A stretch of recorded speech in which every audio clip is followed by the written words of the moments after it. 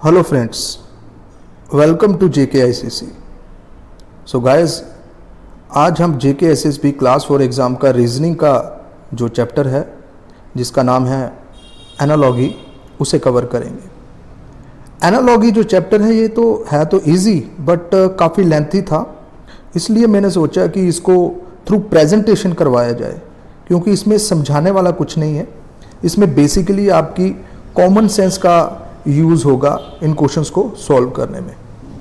सो analogy का जो मतलब है वो होता है सिमिलर आइटम, यानी कि आपको दो आइटम के बीच में रिलेशन फाइंड करना है कि वो एक दूसरे के साथ कैसे रिलेट करती हैं, और उसी बेस पे आपने सिमिलर रिलेशन फाइंड करना है थर्ड और फोर्थ वर्ड्स में से।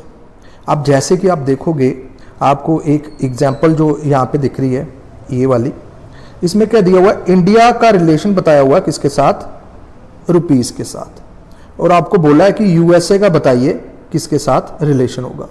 अब सबसे पहले देखना है इंडिया और रुपी का क्या रिलेशन आपस में। अगर ध्यान से देखेंगे, इंडिया एक कंट्री है और रुपी उसकी करेंसी, तो यानी कि इसमें जो रिलेशन है वो है कंट्री और करेंसी का। उसी तरीके से यूएसए का जो रिलेशन होगा वो किसके साथ होगा, यूएसए का उसकी करेंसी के साथ, क्योंकि यूएसए इज ए कंट्री और इसका रिलेशन इसकी करेंसी के साथ होगा। तो यूएसए की करेंसी कौन सी है, डॉलर, तो डॉलर विल बी आंसर। ठीक है गाइस, इसी तरीके से आपके जो क्वेश्चंस रहेंगे जिसमें पहले दो वर्ड्स का आपस में कोई रिलेशन फाइंड करना है, फिर आपने थर्ड और फोर्थ वन में रिलेशन फाइंड करना है सिमिलर वे में, जिस तरीके से पहले और दूसरे का था। अब इसके कुछ टाइप्स हैं। सबसे पहले टाइप आ गई आपकी टूल एंड ऑब्जेक्ट बेस्ड। अब देखिए, टूल जो है, जो आप देखते हो कोई भी टूल्स आपके घर में पड़े होते हैं, वो किसी न किसी ऑब्जेक्ट के ऊपर उसको उसके साथ काम करते हैं, क्योंकि उस टूल का किसी के ऊपर इस्तेमाल तो करते हैं। ठीक है, जैसे कि अगर आपके पास एक टूल पड़ा हुआ है घर में, जैसे कि सीजर मतलब कैंची। अब सीजर जो है वो कहां पे इस्तेमाल करते हो आप, क्लोथ्स पे। उसी तरीके से पेन एक टूल है, लेकिन इसका इस्तेमाल कहां किया जाता है, पेपर पे। ठीक है, पेंसिल का भी पेपर पे। और सॉ हो गई, जो आपका कारपेंटर होता है, तो वो क्या करता है कि वुड को काटता है। तो वुड को वो किससे काटता है, जिस टूल के साथ काटता है उसको बोलते हैं सॉ। और देखिए किसको काटता है, वुड को। तो यहां पे जो रिलेशन फाइंड हो रहा है इन दोनों में, एक तो टूल का और ऑब्जेक्ट का, यानी कि जिस ऑब्जेक्ट के ऊपर उस टूल का इस्तेमाल किया जाता है। ठीक है, तो ये थी आपकी टाइप नंबर 1। उसके बाद बढ़ते हैं हम टाइप नंबर 2 की तरफ। टाइप नंबर 2 में आपके आगे सिनोनिम बेस्ड एनालॉगी। ठीक है, सिनोनिम बेस्ड एनालॉगी में क्या होता है, सिनोनिम का मतलब होता है सेम मीनिंग वाले वर्ड्स, यानी कि ऐसे दो वर्ड्स जिनका सेम मीनिंग हो। तो इस तरीके की एनालॉगी भी आपको पूछी जाती है। तो इसमें अगर आप ध्यान से देखेंगे तो थिन का मतलब पतला और स्लिम का मतलब भी पतला होता है। बैन का रिलेशन किससे होगा, प्रोहिबिशन से। अब देखोगे, बैन अगर आपके पास किसी चीज को अगर आपने बैन किया तो उसका मतलब कि प्रोहिबिट किया गया है, उसे रोका गया है। ठीक है, उसी तरीके से हमारे पास आ गया वेकेंट का मतलब खाली करना, और उसी तरीके से इसका जो सिमिलर मीनिंग एक और वर्ड आता है वो क्या होता है, एम्प्टी। और ह्यूज का मतलब बहुत बड़ा, और बिग का मतलब भी बहुत बड़ा। सो इसी तरीके से सिनोनिम बेस्ड के कुछ एनालॉगी रहती हैं। उसमें सिनोनिम्स वाले वर्ड्स जो हैं, सिमिलर मीनिंग वाले जो वर्ड्स हैं, उनका यूज़ किया गया होता है। हम तो आज सिर्फ और सिर्फ इनकी टाइप्स को पहले हम समझेंगे, उसके बाद हम कुछ इसके प्रैक्टिस क्वेश्चन करेंगे, फिर इसकी और भी कुछ टाइप्स हैं जो आज हम करेंगे इसके अलावा, उसको लेकिन अगले हम पार्ट में कवर करेंगे। तो चलते हैं हमारे नेक्स्ट टाइप की तरफ। अगली टाइप है worker and tool based analogy. यानी कि इस एनालॉगी में वर्कर जो काम करने वाले हैं और टूल यानी कि जिस टूल से वो काम करते हैं वो वाले रिलेशनशिप आपको दिखेंगे। जैसे कि अगर आप ध्यान से देखोगे यहां पे तो सोल्जर है, सोल्जर एक वर्कर है, काम करता है, वो किससे काम करता है? गन से। उसी तरीके से शेफ जो है वो क्या करता है? खाना बनाता है, लेकिन उसका हथियार क्या है? नाइफ। उसी तरीके से आपका कारपेंटर जो है, जो वुड का काम करता है, फर्नीचर वगैरह बनाने का काम करता है, उसका हथियार क्या है? सॉ, जिसको बोलते हैं आरी। उसी तरीके से राइटर जो लिखने वाला है वो किस हथियार का, किस टूल का इस्तेमाल करता है? पेन का। ठीक है, तो ये होगी आपकी worker and tool based analogy, यानी कि आपको वर्कर और टूल बेस्ड एनालॉगी भी पेपर में आ सकती है। कुछ इस तरीके का रिलेशन भी आपको दिख सकता है एनालॉगी वाले क्वेश्चन में। ठीक है, अब बढ़ते हैं हम नेक्स्ट टाइप की तरफ। नेक्स्ट टाइप है आपकी worker and product based analogy. देखिए, वर्कर और प्रोडक्ट हो गया, यानी कि वर्कर हो गया काम करने वाला और प्रोडक्ट हो गया कि वो क्या चीज बना रहा है, यानी कि काम करके वो क्या चीज प्रोड्यूस करता है, क्या चीज बनाता है वो आदमी। ठीक है, जैसे कि अगर आप देखोगे फार्मर एक वर्कर है, काम करता है, खेती बाड़ी करता है और आपके लिए क्या उगाता है? क्रॉप मीन फसल। उसी तरीके से ऑथर क्या लिखता है? बुक लिखता है। ऑथर जो हो गया वो आपका वर्कर है और प्रोडक्ट क्या प्रोड्यूस करता है? वो बुक बनाता है, बुक प्रोड्यूस करता है।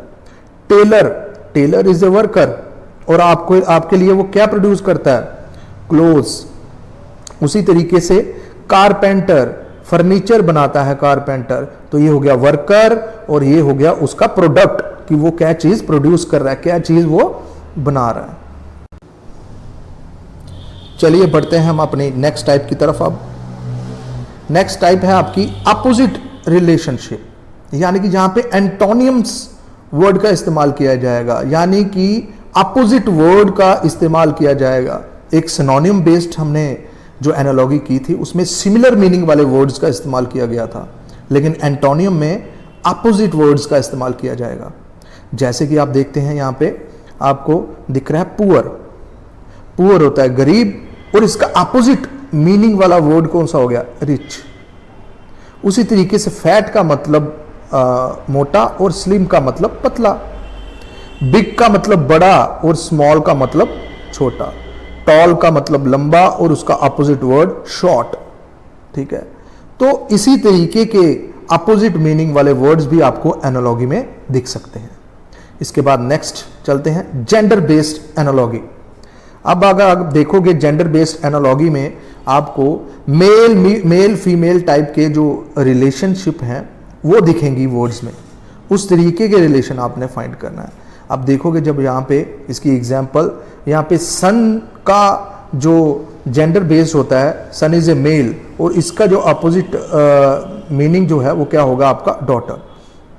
अब उसी तरीके से मैन का क्या हो गया? वुमेन। बॉय का गर्ल, डॉग का बिच। तो इस तरीके से जेंडर बेस्ड एनालॉगी का भी यूज आपके क्वेश्चंस में हो सकता है। उसी के साथ सेवंथ टाइप जो है वो है क्लासिफिकेशन बेस्ड एनालॉगी। यहाँ पे कोई एक इंडिविजुअल, कोई आदमी, कोई एनिमल, कोई भी आपका जो ऑब्जेक्ट है वो किसी ना किसी क्लास के साथ रिलेट करता होगा, उस क्लास के अंदर वो होगा। तो हम क्या करेंगे? हमने ये रिलेशन देखना है कि क्या ये रिलेशन एग्जिस्ट करता है। जैसे कऊ किस क्लास के साथ किस क्लास में आता है? एनिमल क्लास में आता है, क्योंकि कऊ इज ए एनिमल। उसी तरीके से डॉग जो है वो किस क्लास में आएगा? डॉग एनिमल क्लास में आएगा। और ऑक्सीजन इज ए गैस, तो इसलिए ये किस क्लास में आता है? गैस क्लास में आता है। उसी तरीके से वाटर इज ए लिक्विड, तो ये किस क्लास में आएगा? लिक्विड क्लास में आएगा। पैरट किस क्लास में आता है? बर्ड में। ठीक है, उसी तरीके से बॉय जो है वो किस क्लास में आएगा? ह्यूमन में। तो सबकी कोई ना कोई क्लास जो है वो होती है। ठीक है, उसी तरीके से हम चलते हैं नेक्स्ट टाइप की तरफ। नेक्स्ट टाइप है आपकी finished product and raw material based analogy, यानी कि रॉ मटेरियल यानी कि जो आपको नेचुरल वे में आपको कुदरत से जो चीज मिलती है उससे कौन कौन से प्रोडक्ट बनते हैं, उस तरीके की जो एनालॉगी है, उस तरीके के जो रिलेशनशिप है वो आपको यहां पे दिखेंगे। जैसे कि आप देख रहे हो मिल्क, मिल्क को आपको कुदरत से मिलता है, आपको काऊ से मिलता है, तो इससे आपका क्या प्रोडक्ट तैयार होते हैं, ठीक है। अब देखोगे यहां पे इसका मिल्क का प्रोडक्ट जो है वो लिखा हुआ कर्ड, ठीक है, दही। उसी के साथ फ्लोर जो हो गया वो का आटा। फ्लोर आपको नेचुरल वे में आपको मिलता है, ठीक है। आपको एनिमल प्रोडक्ट्स हो सकते हैं, आपके बहुत सारे जो है प्लांट से के थ्रू जो आपको प्रोडक्ट्स मिलते हैं। तो नेचुरल वे में जो आपको चीजें मिलती हैं वो होती हैं रॉ, और फिर उसको प्रोसेसिंग करके आप अपने तरीके से जब उससे कोई चीज बनाते हो वो हो गए उनके फिनिश्ड प्रोडक्ट। अब फ्लोर से क्या बन रहा है, ब्रेड। और लेटेक्स, लेटेक्स जो होता है ये रॉ मटेरियल होता है जो कि पेड़ से निकलता है, जो कि ट्री से निकलता है, और फिर लेटेक्स से क्या बनाते हैं हम, रबर बनाते हैं, ठीक है। तो ये था रॉ मटेरियल और उसके प्रोडक्ट्स। इस तरीके के रिलेशनशिप भी आपको एनालॉजी के क्वेश्चंस में दिख सकते हैं। नेक्स्ट बढ़ते हैं 9th क्वेश्चन की तरफ, यूटिलिटी बेस्ड एनालॉजी। अब यूटिलिटी बेस्ड एनालॉजी में क्या होगा कि कोई एक ऑब्जेक्ट होगा और उसका इस्तेमाल बताया होगा कि वो किसके लिए इस्तेमाल किया जाता है, उसका यूज बताया गया होगा यूटिलिटी का। यूटिलिटी का मतलब होता है यूज, कि उसको किस तरीके से किस लिए यूज किया जाता है। जैसे कि पेन, पेन का इस्तेमाल किस लिए करते हैं, राइटिंग के लिए। चेयर का इस्तेमाल, उसकी यूटिलिटी क्या है, सिटिंग। बेड किस लिए होता है, सोने के लिए, स्लीपिंग के लिए। तो इस तरीके के रिलेशनशिप भी आपको एनालॉजी में मिल सकते हैं। अब 10th जो है इसका young and adult one based analogy, यानी कि अडल्ट और यंग का रिलेशनशिप बताया होगा। अडल्ट में आगे आपके जो मम्मी पापा हैं वो, और यंग वन आगे उनके बच्चे। तो यहां पे जो बड़े होंगे और उनके जो बच्चे होंगे उस तरीके के जो रिलेशनशिप है वो यहां पे दिखाई दिए होंगे। जैसे लाइन जो है वो एक एडल्ट लाइन होता है और उसका जो बच्चा जो है उसको बोलते हैं कब, ठीक है। जैसे डॉग का जो बच्चा होता है उसे बोलते हैं पप्पी, काऊ का काफ, और ह्यूमन के बच्चे को, आदमी के बच्चे को बोलते हैं चाइल्ड। तो इस तरीके से एडल्ट और यंग वन के जो रिलेशनशिप है वो आपको एनालॉजी में दिख सकते हैं। इसके बाद 11th quantity and unit based analogy. Quantity and unit based analogy में आपको क्वांटिटी दी गई होगी कोई, और उसका यूनिट ऑफ मेजरमेंट भी साथ में दिया गया होगा, उसका यूनिट बताया होगा कि किस में उसको मेजर किया जाता है। जैसे डिस्टेंस को हम माइल्स में मेजर करते हैं, ठीक है, जैसे कि ये। टेम्परेचर को डिग्री में, टाइम को सेकंड्स में, पावर को वॉट में। तो इस तरीके के उनके मेजरमेंट के जो यूनिट्स हैं वो दिए गए होंगे, क्वांटिटी और उनके मेजरमेंट यूनिट्स। अब चलते हैं 12th की तरफ। यहाँ पे इंस्ट्रूमेंट और मेजरमेंट बेस्ड एनालॉजी है, यानी कि यहाँ पे कुछ इंस्ट्रूमेंट होंगे और वो बताएंगे कि वो क्या मेजर करके देता है। जैसे कि थर्मोमीटर जो है वो इंस्ट्रूमेंट है और वो हमें क्या मेजर करके देता है, टेम्परेचर। तो देखिए थर्मोमीटर का क्या दिया हुआ है, टेम्परेचर। उसी तरीके से ह्यूमिडिटी को जो मेजर करता है जो इंस्ट्रूमेंट, उसको बोलते हैं ह्यूमिडिटी। और बैरोमीटर किसको मेजर करता है, प्रेशर को। और एक ब्लड प्रेशर जो मेजर करते हैं, जो ब्लड प्रेशर वाला इंस्ट्रूमेंट होता है, मोस्टली आप देखोगे मेडिकल शॉप्स में होता है या डॉक्टर के पास रहता है और कईयों के घरों में भी रहता है आजकल। तो जो ब्लड प्रेशर को मेजरमेंट करने वाला जो आपका जो इंस्ट्रूमेंट है उसको बोलते हैं स्फाइगो मैनोमीटर। तो इससे क्या करते हैं, ब्लड प्रेशर मेजर करते हैं। और उसके बाद हम आते हैं 13th टाइप पे। यहाँ पे इंडिविजुअल होगा और उनका ग्रुप होगा। जैसे कि अगर काऊ है तो काऊ अकेली है तो काऊ है, लेकिन जब उनका ग्रुप हो जाता है, जब बहुत सारी काऊ इकट्ठी एक जगह पे होती हैं तो उनका क्या नाम होता है, वो उनके ग्रुप को क्या बोलते हैं, उस तरीके के जो रिलेशनशिप होते हैं वो भी एनालॉजी में पूछे जाते हैं। जैसे काऊ है वो तो सिंगल काऊ है, और काऊ का जो ग्रुप है, बहुत सारी काऊ होंगी, उनको बोलेंगे हर्ड।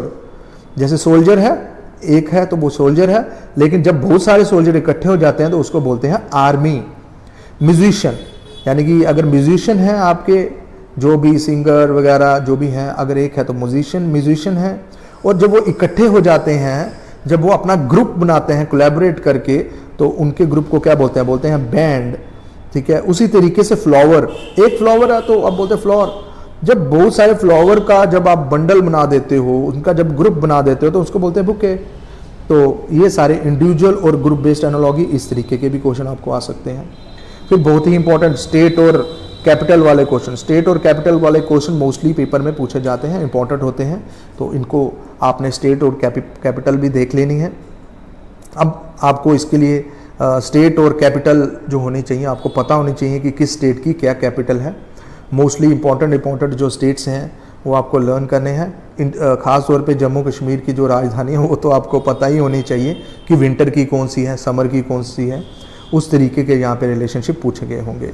जैसे कि जम्मू कश्मीर की जो आपकी कैपिटल है वो क्या है? विंटर की जम्मू है और समर की श्रीनगर।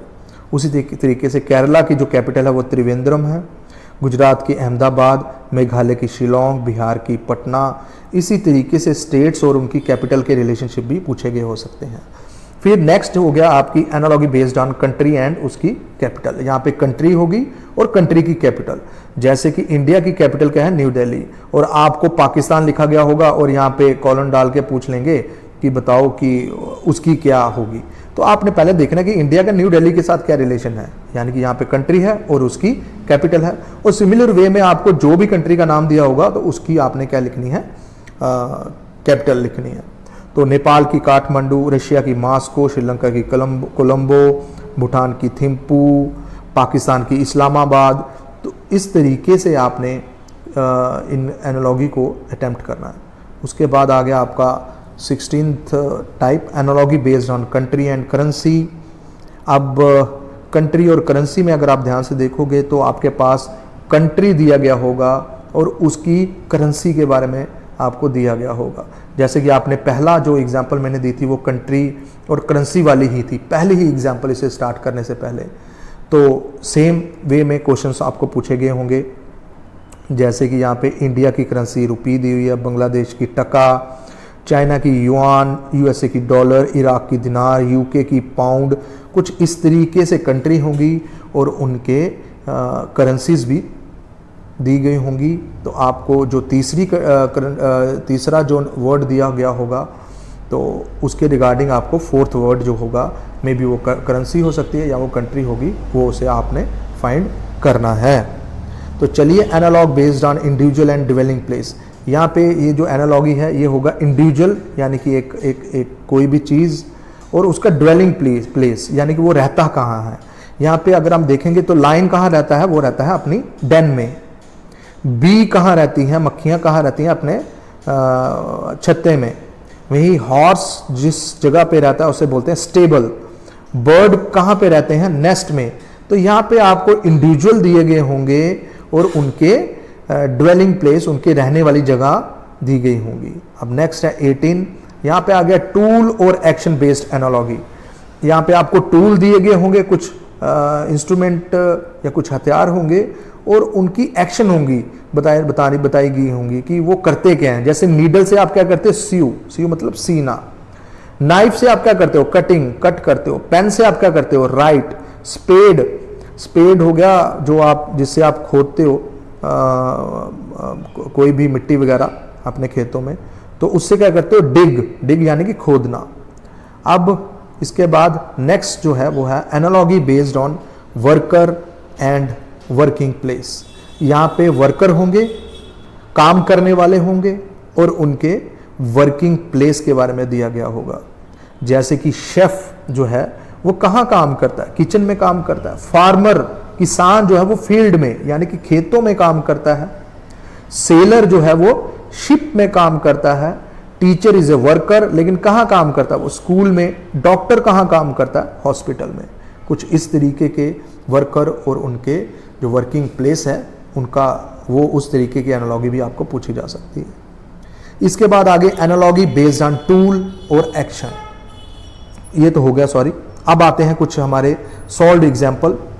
सॉल्व्ड एग्जाम्पल में आपको मैंने ऑलरेडी इसके जो क्वेश्चंस हैं वो ऑलरेडी मैंने सॉल्व करके रखे हुए हैं, तो आपको कोई ज़्यादा दिक्कत नहीं आने वाली इनको सॉल्व करने में। काफ़ी इजी क्वेश्चंस रहते हैं जिस तरीके के आपके पेपर में आएंगे। तो इसी तरीके के जो मैंने एग्जांपल्स रखी हुई हैं, इसी तरीके के क्वेश्चन आपको पेपर में आने वाले हैं। तो इनको ध्यान से देखिएगा कि किस तरीके के, वो पीछे जो मैंने समझाया वो थे टाइप्स, अब समझते हैं हम इनके क्वेश्चंस को कि कैसे इन क्वेश्चंस को किया जाता है। अब देखते हैं यहाँ पे आपको पहला क्वेश्चन दिया हुआ है क्या, न्यूज़पेपर और प्रेस। हमने न्यूज़पेपर और प्रेस का रिलेशनशिप पहले आइडेंटिफाई करना है। न्यूज़पेपर और प्रेस जो है वो क्या प्रोड्यूस करता है, न्यूज़पेपर, ठीक है। न्यूज़पेपर कहाँ बनता है, प्रेस में बनता है। तो उसी तरीके से ये यहाँ पे अगर आप देखोगे क्लॉथ का, तो क्लॉथ कहाँ बनता है, क्लॉथ बनता है आपका कहाँ पे, मिल में। तो इसलिए इसका आंसर क्या आएगा, मिल, ठीक है। आपने पहले दोनों का रिलेशनशिप फाइंड किया, फिर आपने थर्ड का रिलेशनशिप फाइंड करना है। क्लियर हो गया? तो इसका आंसर आ गया ई, यानी कि मिल। अब देखिए यहां पे बॉम्बे की जो बॉम्बे जो है वो किसकी कैपिटल है, महाराष्ट्र की। उसी तरीके से त्रिवेंद्रम का भी हमने रिलेशन देखना है कि त्रिवेंद्रम किसकी कैपिटल है। त्रिवेंद्रम जो है वो केरला की कैपिटल है, ठीक है। पहले दो के रिलेशनशिप फाइंड करने हैं और फिर तीसरे और फोर्थ का आपस में किसका रिलेशन हो सकता है वो आपने देखना है। उसके बाद आगे क्वेश्चन नंबर थर्ड पे, एग्जाम्पल नंबर थर्ड पे, यहाँ पे अगर हम देखेंगे तो पेन का लिखा हुआ राइटर। अब देखिए पेन जो है वो टूल है और राइटर जो है वो इंडिविजुअल है, यहाँ पे वर्कर है। तो यहाँ पे अगर हम देखेंगे, यहाँ पे जो काम करने वाला है और पेन जो है वो उसका टूल है। तो उसी तरीके से बैट्समैन जो है वो काम करने वाला है और उसका टूल क्या होगा, उसका हथियार क्या होगा, उसका हथियार होगा बैट। तो इस तरीके से आपने रिलेशनशिप इसमें फाइंड करने होते हैं। उसी तरीके से नेक्स्ट एग्जांपल 4 देखते हैं। कैटल दिया हुआ हर्ड। अब कैटल जो है वो तो एक हो गया और हर्ड हो गया उनका ग्रुप। उसी तरीके से शीप जो है उनके ग्रुप को बोलते हैं हम फ्लॉक। तो ये ग्रुप वाला जो केस था, यहाँ पे इंडिविजुअल और जो ग्रुप था वो वाला, यहाँ पे वो वाली टाइप लगी हुई है, ठीक है। उसके बाद नेक्स्ट आते हैं यहाँ पे, लाइन इज टू फ्लैश। यहाँ पे कई बार आपको जो आपको देख रहे थे ना कॉलन वाला निशान इस तरीके का, वो वाला निशान यहाँ पे कई बार इस्तेमाल नहीं किया गया था, उसकी जगह पे इज टू का इस्तेमाल किया गया होगा। अब लाइन की क्या रिलेशन दिया हुआ किसके साथ, फ्लैश के साथ, ठीक है। लाइन के साथ फ्लैश का रिलेशन, फ्लैश होता है मीट, मांस, तो लाइन जो है वो फ्लैश खाता है। उसी तरीके से कऊ का रिलेशन आपने फाइंड करना है। तो कऊ क्या खाएगी, कऊ तो आपकी ग्रास खाएगी, तो इसलिए इसका आंसर बी। उसी तरीके से बल्क और फैट, बल्की और फैट, बल्की का मतलब भी होता है मोटा और फैट का मतलब भी मोटा। उसी तरीके से यानी कि ये जो रिलेशन है इन दोनों में, बल्क और फैट में, ये सिनोनिम्स का है, यानी कि दोनों का मतलब सेम है। उसी तरीके से हैप्पीनेस का भी हमने सेम मीनिंग ढूंढना है कि हैप्पीनेस का दूसरा सिनोनिम्स कौन सा होगा। हैप्पीनेस का हो गया जॉय, तो जॉय इज द आंसर, ठीक है। तो हैप्पीनेस का जो आंसर है वो है जॉय, सिमिलर मीनिंग वाला, ठीक है। उसी तरीके से हम आगे जाते हैं। यहाँ पे bouquet is related to flower. तो बुके जो है वो फ्लावर की क्या है, वो उसका ग्रुप है जो अभी हमने पीछे पढ़ा था। In the same way sentence जो है, सेंटेंस किससे बनता है, सेंटेंस आपका जो होता है वो आपका किससे बनता है, वर्ड्स से, क्योंकि सेंटेंस में बहुत सारे वर्ड्स होते हैं। तो वर्ड्स का जो ग्रुप होता है उसे हम बोलते हैं सेंटेंसेस, ठीक है। उसी तरीके से कैट और किटन, अगर आप देखोगे कैट जो होती है और उसके बच्चे को किटन बोलते हैं। उसी तरीके से डॉग का भी रिलेशनशिप फाइंड करना है, तो डॉग के बच्चे को क्या बोलते हैं, पप्पी। तो पप्पी इज द आंसर, ठीक है। उसी तरीके से अब हम हमारे यही आज का जो टॉपिक था खत्म होता है।